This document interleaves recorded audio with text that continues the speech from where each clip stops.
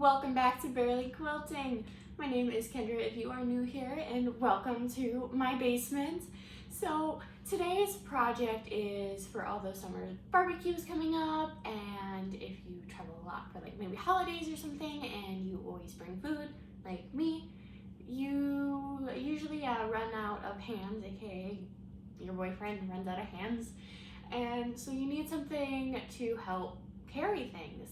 So today I am showing you guys how to make a super simple, easy, some might call them like a casserole dish or a 9x13 pan holder, whatever fancies your wording. But I'm gonna have you follow me over to my table and we'll get started. For our materials today, I did go ahead and pre-cut everything off of camera. So for our casserole carrying dish, so like a traditional 9x13, we are going to use 2 of our main fabric cuts, which I went ahead and, like I said, pre-cut everything. I cut 2 pieces of cotton, one for the lining and one for the outer layer. You could use 2 different fabrics, but I want mine to match, so I chose to do 2 fabrics. But we're actually going to start with those last, and our first step is actually going to be making our straps, which are going to be 6 inches by 14 inches, and you're going to cut 2 of them. So our first step is actually going to be to iron this piece of fabric. So what I like to do is I like to fold it in half, because essentially we are kind of like creating a binding sort of situation when we make these. So you're going to iron in half first.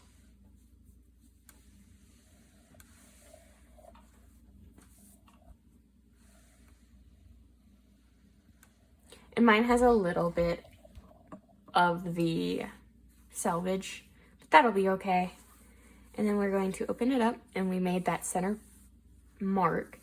Turn this, and we are just going to fold this, our raw edge, down to that center mark. And we are just going to iron that flat.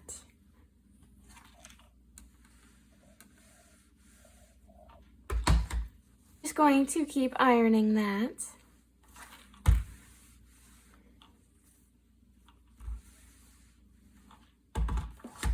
And then we are going to iron it in half one last time, so our raw edges are completely covered.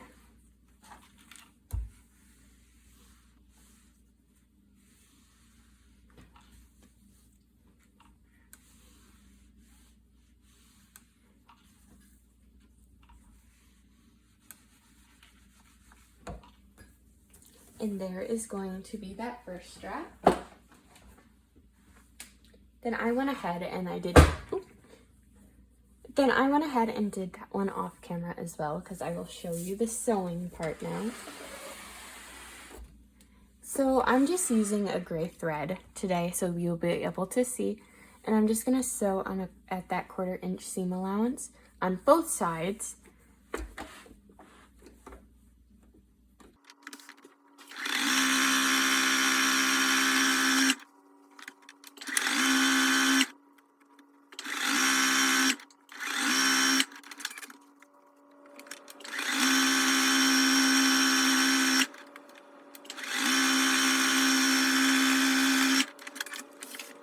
Now that we have those stitched, I'm just going to go ahead off camera and trim these threads, and then I will set up for the next step. So for our next step, it's actually going to be super simple. We are going to go to our short end of the fabric that we cut, and we are going to take a ruler, and we are going to mark a spot at 4.5, which I did off camera in a marker, so you would be able to see. I would recommend doing this in a friction pen, but just for demonstration today, I did use a darker marker. And we are going to pin our straps like this. And I would recommend using clips. So first one is clipped. And then we are kind of gonna just like swing it around to the best of our ability. And kind of try and keep it flat. And then go ahead and pin it. And then that is going to give us our strap. So I'm gonna redo mine, because if you can see, mine got a little twisted, which no biggie. just like that. Up and pin. And then there we go. And then flip it around and do it one more time.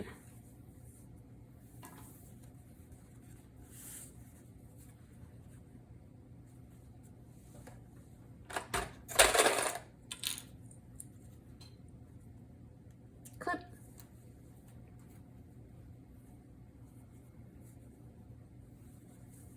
And clip. And then I will bring our sewing machine over and show you the next step.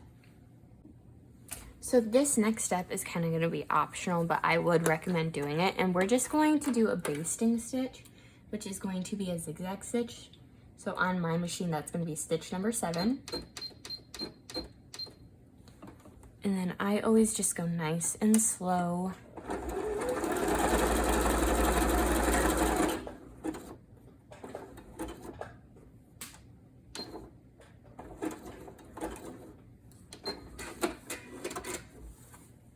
And then that's just gonna help hold this nice and secure to our fabric. So I'm gonna do that with you guys one more time, and then I will do the other side.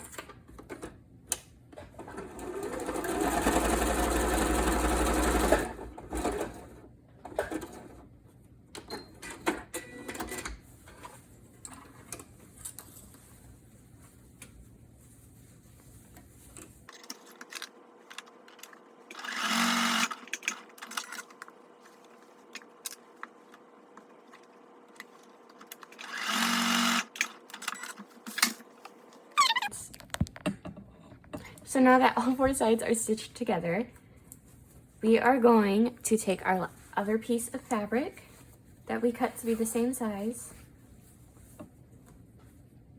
and we're just gonna pin them together.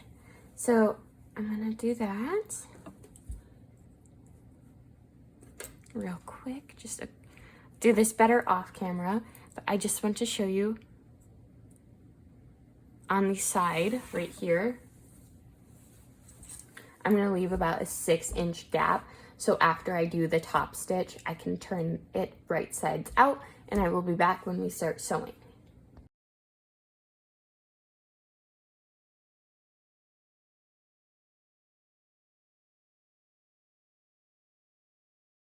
So I have everything sewn, and just before I flip it around, I'm just gonna trim out the corners just to round them out to make them not so bulky.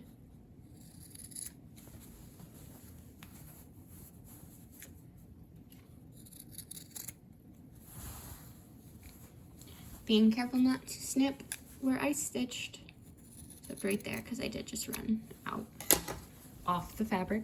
So then I'm going to find my gap, and I am going to pull out my handles.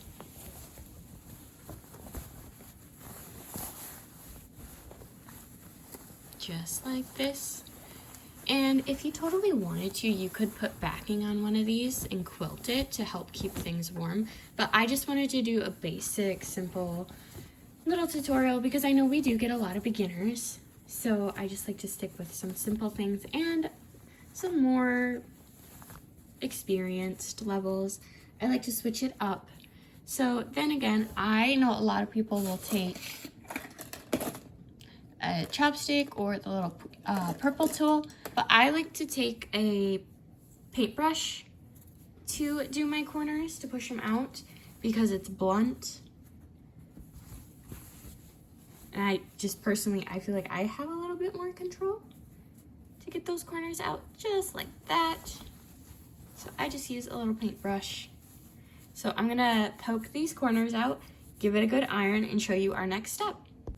So all I did off camera was I trimmed and poked those corners and just did a simple top stitch, and I ironed it. So what I did to find the center point was I just folded the fabric completely in half like this from corner to corner.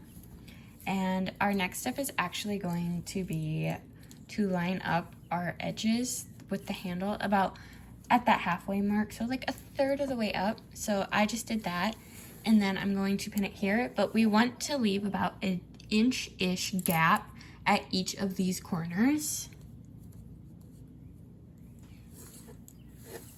on all 4 sides.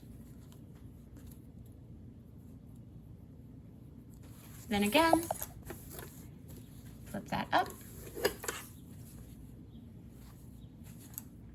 And if you want, you can totally take a clip and just while you're pinning and put that handle up there just to hold it. So there's that middle piece. It's kind of hard to see. So we're just gonna roughly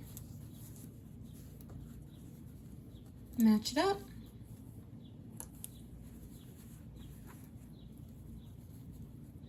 And then pin the bottom corner, just like that. Take another one and do roughly about an inch from the corner.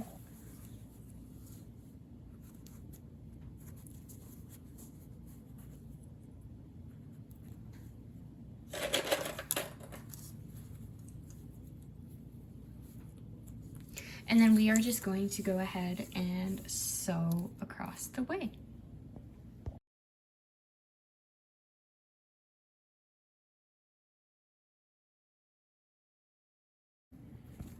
And there is going to be our final carrying case for a 9x13 pan. So I'm gonna move over to my couch and show you this with a pan in it, and we will finish up. So here is that final product in use with a 9x13 pan in it. Super simple to use, nice and helpful. I personally will also do 2 smaller dishes, like halvesies it. And it works super great. These flaps make it so you can get the pan in and out easier. I don't have any food right now to put in the pan because I didn't want to spill it down the stairs. But here is going to be that finished project. I hope you enjoyed, and I will see you guys when I see you guys next. But I have a retreat I gotta head to, so if I see you there, I'll see you there. Bye!